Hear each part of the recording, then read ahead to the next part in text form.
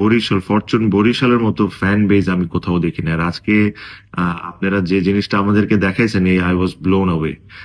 So I এই জিনিসটা দেখে আজকে আমি আমাদের যে ওনার মিজান ভাইকে এটাই বলছিলাম যে আমাদের রেসপন্সিবিলিটি এই টিমের প্রতি আরো 3 গুণ বেড়ে গেল, বিকজ আপনাদের মতো ফ্যানরা আমাদের সাথে আছে।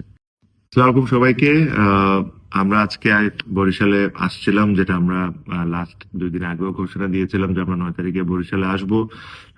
আমাদের অনেক প্ল্যান ছিল। আমরা এই কারণেই পুরা টিম নিয়ে বরিশালে এসেছিলাম, যে আপনাদের সবার সাথে দেখা হবে, আমরা কিছু কথা বলবো, প্রত্যেকটা প্লেয়ার কিছু না কিছু কথা বলবে আর আপনাদের সবার সাথে টাইম স্পেন্ড করবে। বাট আনফর্চুনেটলি আমাদের ওখানে স্টেজে খুবই খুবই কম সময়ে থাকতে আমরা পেরেছি, বিকজ আমার লাইফে, আমি I have to tell you this, আমার লাইফে আমি এতগুলা মানুষ একসাথে দেখি নাই। আমার কাছে মনে হয় খুব কিছু না হলেও 1.5 থেকে 2 লক্ষ মানুষ আপনারা ছিলেন আমাদেরকে দেখার জন্য। বাট এটা একটা সময় এমন অবস্থা হয়ে গেছিল যে আমাদের সিকিউরিটি টিম এই জিনিসটাকে আর সেফ মনে করছিল না। আপনি যদি লক্ষ্য করে থাকেন, যখন আমরা বাস নিয়ে ঢুকতেছিলাম আমাদের বাসের উপরে পর্যন্ত মানুষ উঠে যাচ্ছিল। তো আমাদের সিকিউরিটি টিম থেকে একদম স্ট্রিক্টলি অ্যাডভাইস করা হয়েছিল যেটা আসলে সেফ না, বিকজ স্টেজে যখন আমরা উঠি ওখানে প্রচন্ড পরিমাণ মানুষজন ছিল। সবাই স্টেজে উপরে উঠে যাচ্ছিল, তো প্লেয়ারদের সেফটির কথা চিন্তা করে একটা সময় আমাদেরকে বলা হচ্ছিল যে বাসটা ঘুরে চলে যায়। বাট এতগুলা মানুষ, আপনারা এত কষ্ট করে ওখানে ছিলেন, এই জিনিসটা আমরা করতে পারতাম না। তারপর আমরা যেভাবে হোক বাস থেকে নেমেছি। সবাই আপনাদের সাথে হাই হ্যালো করেছে, ট্রফিও আমরা আপনাদের সাথে শেয়ার করেছি। বাট আনফর্চুনেটলি আমরা আপনাদের সাথে টাইম স্পেন্ড করতে পারিনি বা আপনাদের সাথে কথাও বলতে পারিনি। আই রিয়েলি রিয়েলি হোপ যে আপনারা এই জিনিসটা বুঝবেন। I know you guys are disappointed, যে আমরা আপনারা এতক্ষণ অপেক্ষা করছেন, এতগুলা মানুষ আসছেন, বাট আমাদেরকে খুবই খুবই অল্প সময়ের জন্য দেখতে পেরেছেন। বাট আশা করি আপনারা আমাদের কথাটা একটু চিন্তা করবেন, যে একটা সিকিউরিটি সমস্যা ছিল। যদি ওখানে কোনো প্লেয়ার পড়ে যেত বা ওখানে কোনো প্লেয়ার ব্যথা পেয়ে যেত, তখন জিনিসটা খুব বাজে হইতো।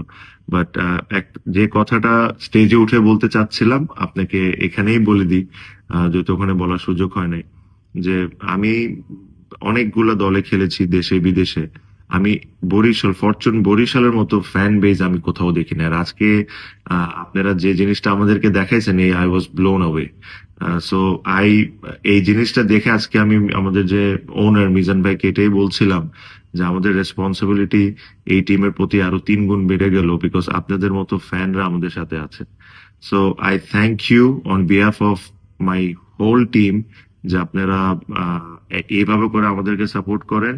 And as well as I also apologize আপনাদের সবার কাছ থেকে, আমি সরি, ক্ষমা চেয়ে নিচ্ছি যে আপনাদের সাথে খুব বেশি টাইম আমরা স্পেন্ড করতে পারি নাই।